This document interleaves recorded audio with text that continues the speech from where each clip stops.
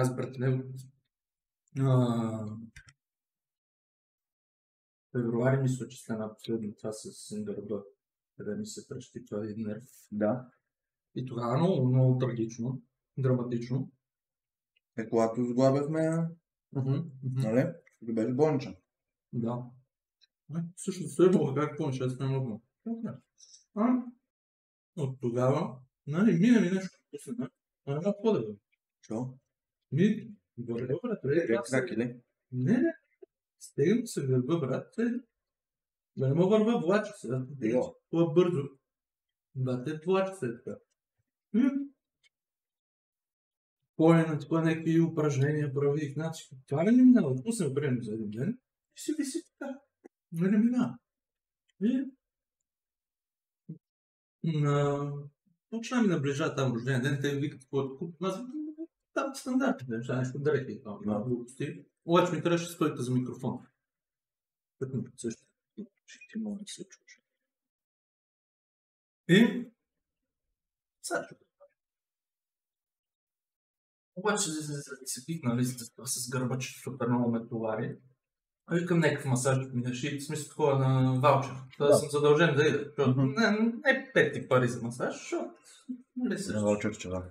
И сестра ми взела това. И вчера ходихме някакъв направо. Ама къв си такъв отпускаш, що нали има отпускаш има някакви спортен... Да, лечебен се води, тайландски.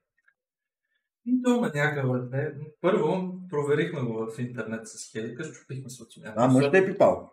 Да. Не, слушай, това е най-малкият проблем, че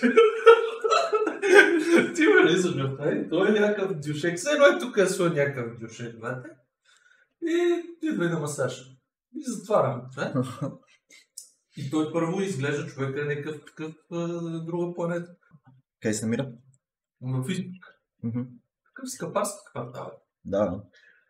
И да висим отпред чакаме. По едно време някаква бабка в смисъл, той излезна първо и каза, още не съм готов, нали? Да, ще чакаме. Не, че не звучи като някакъв луд братле. Мисъл, супер пичага си. Той отваря после, бабката излиза, дето е била явно преди мене. И я гледам седна и си обува чорапите, брат. Аз имам някакви гъбички, сега съм издазнали, защото работни тук, като ми са. И викам, сега тук да ми лъснат печурките, брат.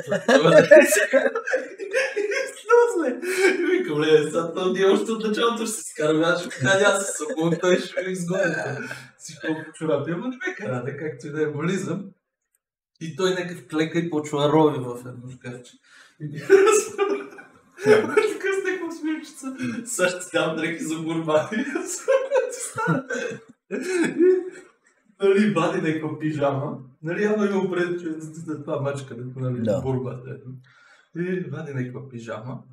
Гледаме, ти си големчък, нали, това. И оставиме в тази стаята с дюшека. Ама ти, знаеш какво се... Влизаме двамата, вътре някакво, такова се чува, тия музичките, някаква супер тънката светлина. И вика, тук ако не ме изнасилат, няма къде.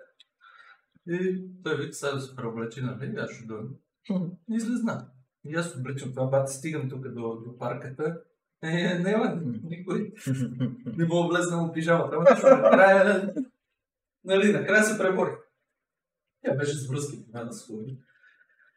Влезнах в пижамата, обличам тейската вата, тя е супер така слимфит. Мисъл по мене, очертава. Урезала те така. Да, добре, посхватва. Вижда се всичко. Влиза пичагата. Сяда, вика сяда и е така, той седна, мисъл не седна на коленете си. И сега едно си е седнал на петите. И това се поскръп към мене. Нали, и аз сядам някакъв на други крак на тюшека. И той е някакъв, и те отиде. И нали го чувам как ида. Почвам ми лапи нещо. Бачката амбата е да пинизите. Кам ти станах, нищо ми нямаш. Правите? Да, бе. Но само в добрия случай. Да, в добрия вариант. Не беше така с другите неща. Нямаше. И сам? Няма ядла. Вчера бех топ. Сега ми за днес като мога да усещам пак някакво свещане, Да. но това ще е мислено преска, защото, нали...